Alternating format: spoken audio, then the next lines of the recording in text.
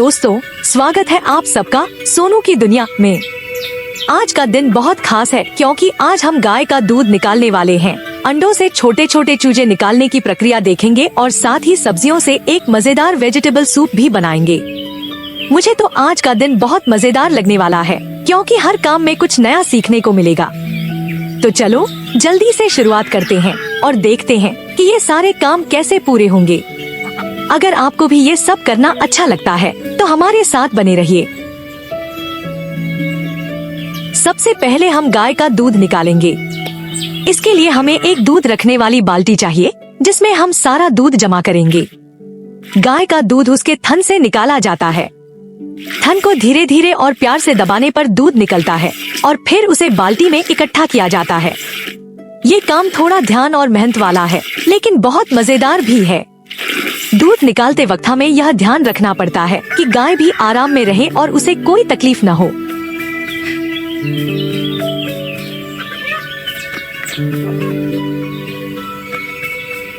चलो अब दादी को बताते हैं कि हमने दूध जमा कर लिया है। वो ये सुनकर बहुत खुश लग रही हैं।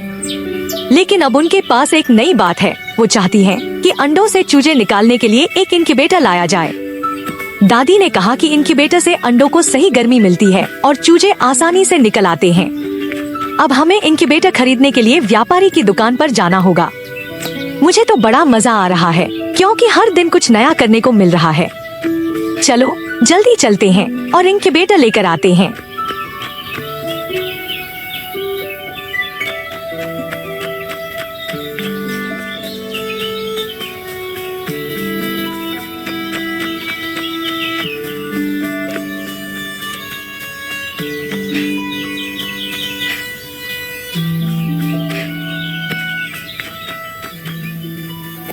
हमने व्यापारी से एक इनक्यूबेटर खरीद लिया है। अब हम इसे लेकर जाएंगे और इसे मुर्गियों के घर के पास रखेंगे। इससे हमारी मुर्गियां आराम से अंडे इनक्यूबेटर में देंगी। इनक्यूबेटर अंडों को सही गर्मी देगा और कुछ ही दिनों में उनमें से छोटे छोटे चूजे बाहर निकल आएंगे। मुझे तो यह सब देखकर बहुत खुशी हो रही है क्योंकि नई नई चीजें सीखने को मिल रही हैं। यह इनक्यूबेटर बहुत काम का है और दादी भी इसे देखकर बहुत खुश होंगी। चलो जल्दी से इसे सही जगह पर रखते हैं और देखते हैं कि हमारा काम कितना मजेदार होता है।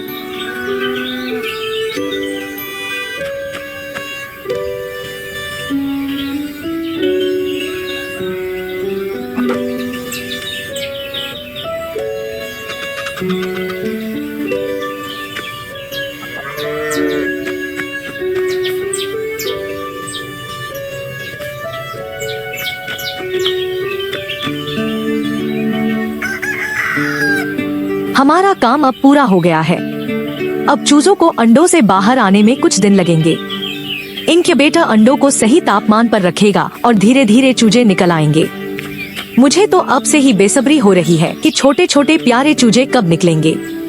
अब चलो दादी से मिलते हैं और उन्हें इनक्यूबेटर के बारे में बताते हैं। वो सुनकर बहुत खुश होंगी कि हमने यह काम पूरा कर लिया है।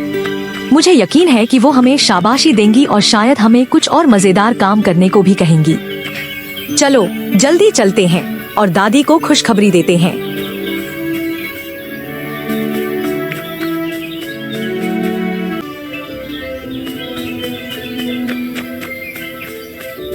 अब मेरी दादी चाहती है कि मैं खाना बनाना सीखूं। उन्होंने मुझे कहा है कि सबसे पहले मैं खेत से कुछ सब्जियां इकट्ठा करूं, फिर हमारे बाहर वाले किचन को ठीक करूं ताकि वहां पर आराम से खाना बनाया जा सके। उसके बाद हम सब्जियों से एक स्वादिष्ट वेजिटेबल सूप बनाएंगे। ये काम सुनने में तो बहुत मजेदार लग रहा है। सब्जियां तोड़ते समय मैं सोच रहा हूँ कि कौन कौन सी सब्जियां डालनी चाहिए ताकि सूप और भी टेस्टी बने। और किचन ठीक करना भी मजेदार होगा क्योंकि उसके बाद वहाँ पर हम और भी कई चीजें बना सकते हैं। चलो पहले सब्जियां तोड़ने चलते हैं।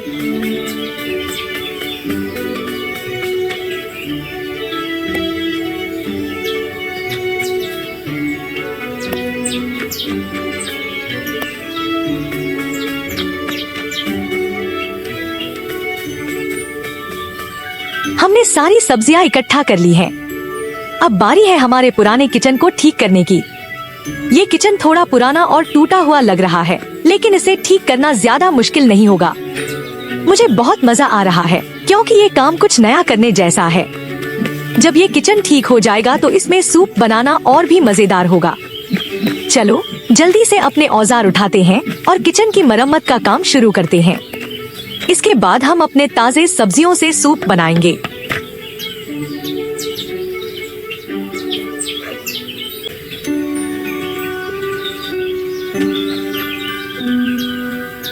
हमने अपना किचन ठीक कर लिया है। अब दादी के आने का इंतजार करना पड़ेगा क्योंकि मैं उनके बिना खाना नहीं बना सकता। वो ही मुझे सिखाएंगी कि कैसे सब्जियों से टेस्टी सूप बनाते हैं। जब तक वो आती हैं, चलो अपने इंक्यूबेटर को चेक कर लेते हैं। हो सकता है कि उसमें कोई नई प्रगति हुई हो। अगर छोटे छोटे चूजे दिख जाएं, तो मजा ही आ जाएगा। चलो जल्दी से देखते हैं कि हमारे में क्या हो रहा है। मुझे बहुत एक्साइटमेंट हो रही है, लेकिन दादी के बिना ये सब अधूरा लगेगा।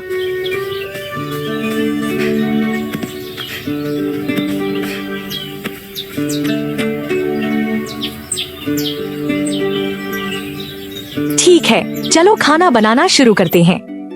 आज हम मिल्क, सब्जियां और कुछ फ्रूट्स का इस्तेमाल करके अलग अलग तरह के सूप बनाएंगे। मैं पहली बार दादी के साथ किचन में सूप बना रहा हूँ और मुझे उम्मीद है कि ये बहुत अच्छा बनेगा। सब्जियों को अच्छे से धोकर और काट कर डालना पड़ेगा। फिर दादी बताएंगी कि कैसे सही मसाले डालने हैं। मैं सोच रहा हूँ कि अगर सूप टेस्टी बना तो सबको बहुत खुशी होगी। चलो जल्दी से शुरू करते हैं और देखते हैं कि हमारा सूप कैसा बनता है। मुझे दादी का गाइडेंस और उनकी रेसिपी पर पूरा भरोसा है।